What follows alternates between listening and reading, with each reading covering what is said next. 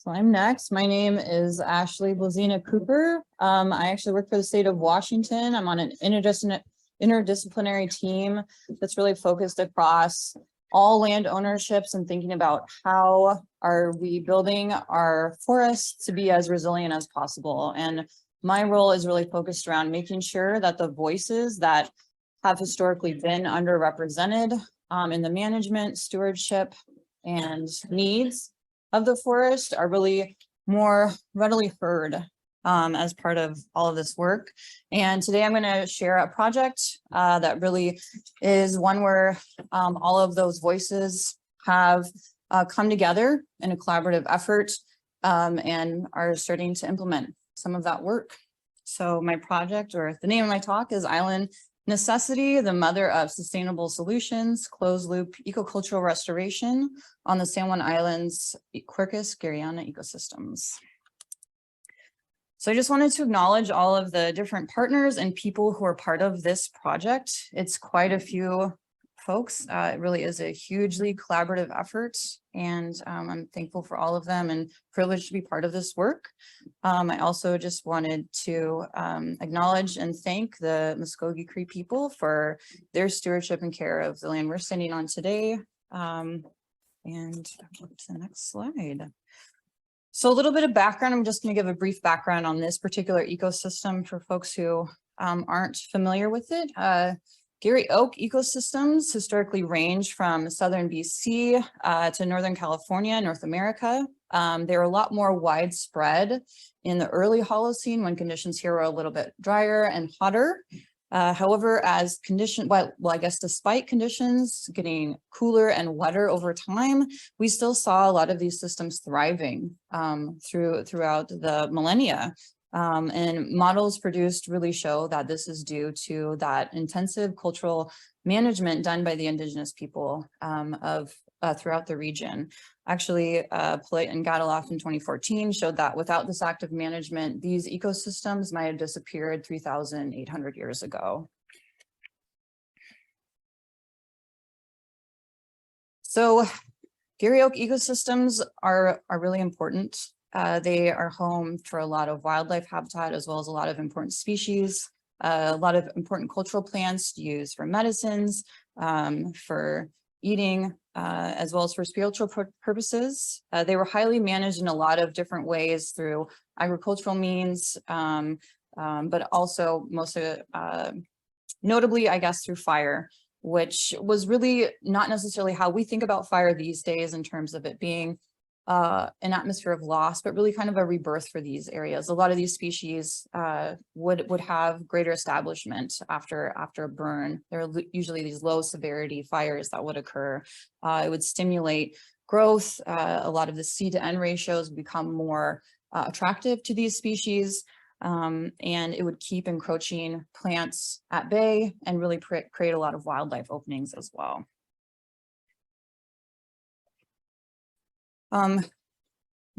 As some of you are probably aware, a lot of these systems started to decrease and become unhealthy, along with a lot of the indigenous populations also suffering a series of major diseases. I wanted to put up this table created by Robert Boyd that just shows the number of pandemics that Pacific Northwest people suffered between the late 1700s to mid 1800s. Thinking about COVID and what all of us have just gone through, it's almost unfathomable to think that 3 generations would go through this many pandemics within a lifetime or within a few generations.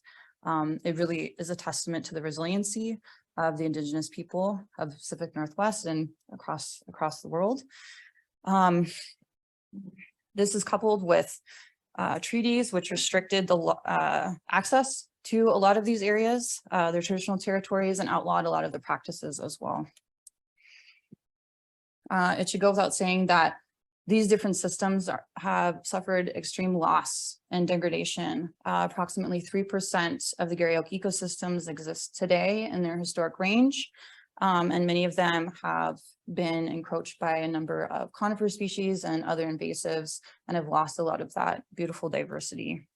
that they had. Today, they're a priority 1 plant community in the state of Washington's Natural Heritage Plan. So this particular project is focused in the San Juan Islands, which is in the northwest corner of Washington state. It is an ecocultural restoration project, and it takes place across 4 of the different islands in the archipelago, which is made up of the San Juan Islands as well as the Gulf Islands in BC. You gotta love those political boundaries. These islands are the traditional territories of a number of different Coast Salish people, including but not limited to the Lummi, the Samish, the Upper Skagit, the Swinomish, and the Songhees. One of the reasons that some of these Garry Oak are still there, even though they are in degraded spaces or degraded states, is because of the difficulty to access these islands, but also because they're in a banana belt area of the state where it has remained a little bit warmer, at least kind of relative to the rest of the wet Pacific Northwest. So here's a close-up of the 4 islands where we're working across 13 of the remnant Garry Oak ecosystems.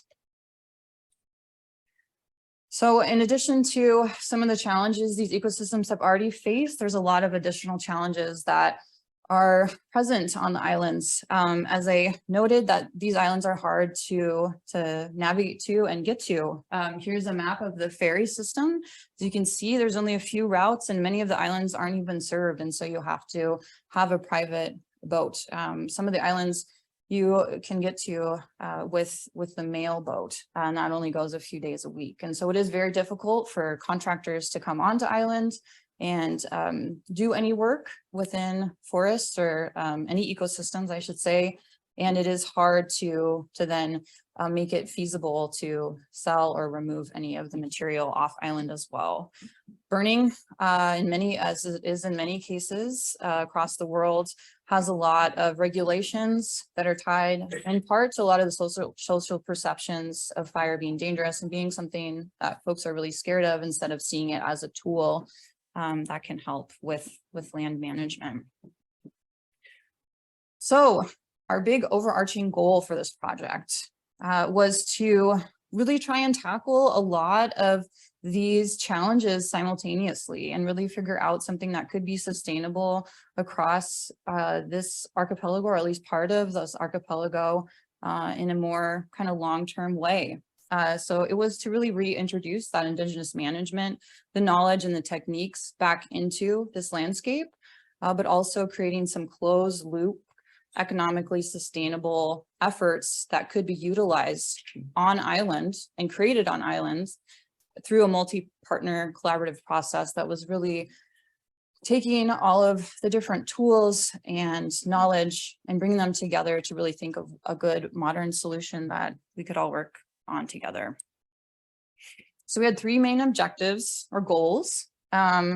The first one being really improving that structural density. So removing some of those encroaching conifers and invasive species and improving that understory diversity. Also increasing the herbivory resilience, since deer population are hard to control on islands. So thinking about how to create kind of these refuges for some of these native species to start to establish. Thank you. The second is to really create some type of product that could be utilized with the woody material. One of the really great benefits and serendipitous pieces to all of this is that the forestry manager for the San Juan Islands Conservation District has been doing some projects experimenting with biochar and looking at how to use biochar that's created on islands to put onto some of the ag lands that are across the different islands, and thinking about, well, this project could produce a lot of biochar.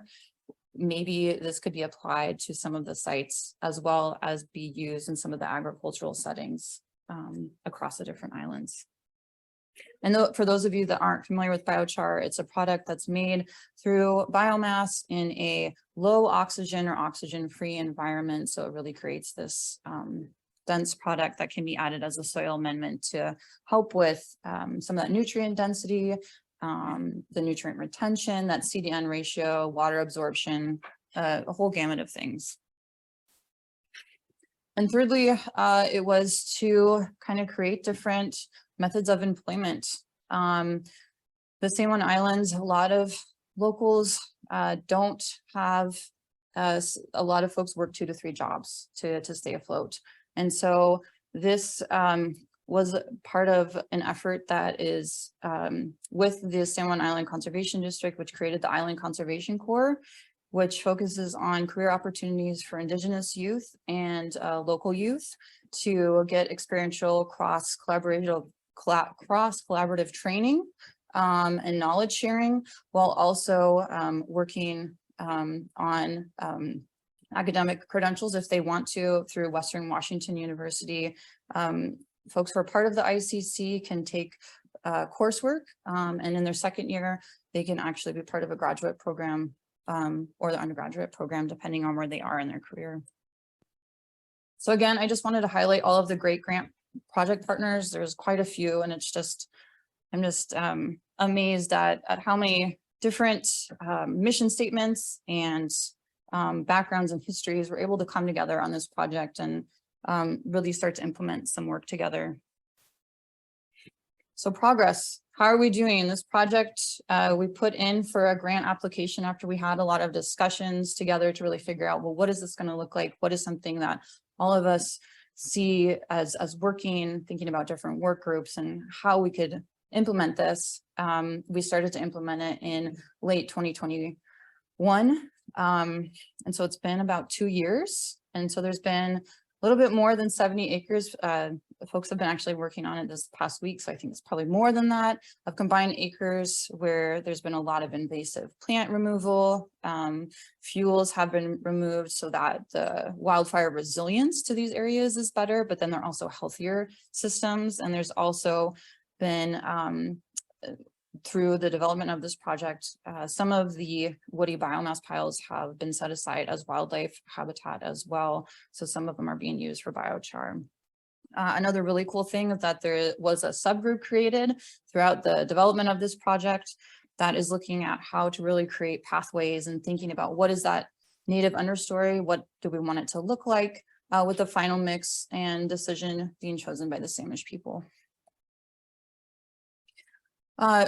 Progress on burning hasn't been as quick as we were hoping. There's been more permitting restrictions than we were thinking were going to be in place. And so we're hoping that legislation can change. Since this is a 5-year grant project, we hope it can continue beyond that, but there is some time potentially for additional experimentation.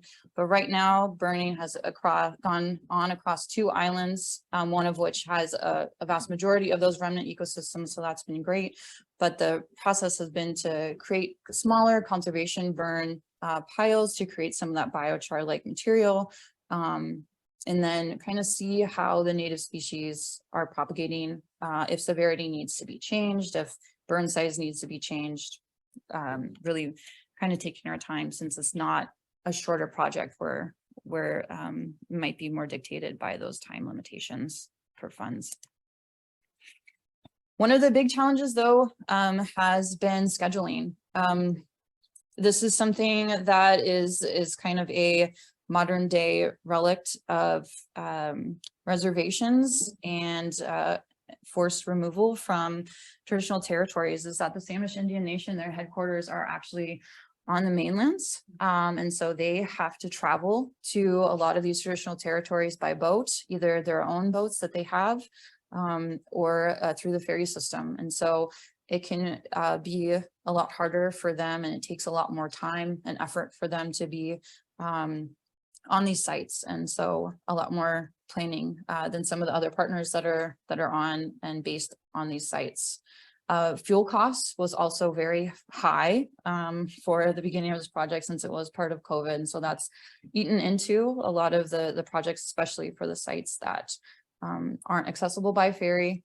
But one of the really amazing things, thank you, has been that this has been a great cross-learning environment. I think originally it was thought that this would be a educational cross-collaborative process for kind of between the young professionals, but it's seemed to flip-flop. A lot of the Indigenous youth and the local youth have been the ones that have provided a lot more of that kind of localized knowledge, which, yeah, of course, right?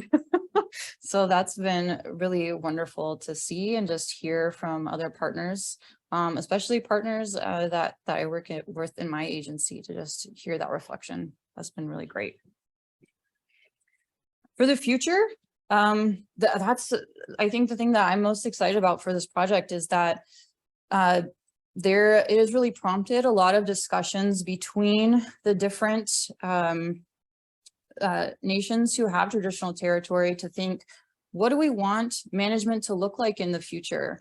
We have these ideas of how to restore these ecosystems to what they might have looked like historically based on that historic data, but do we want to create more cultural landscapes, and what would those look like now? How is that different? What types of new management techniques do we want to include, thinking about things like climate change, or what are some of the more modern day things that we need to consider about access, land tenure, a whole gamut of things. And so there's been discussions about having inter-tribal TIPO conversations, elder conversations. And so it's been really exciting. And I hope it extends beyond to a lot of different areas of the state.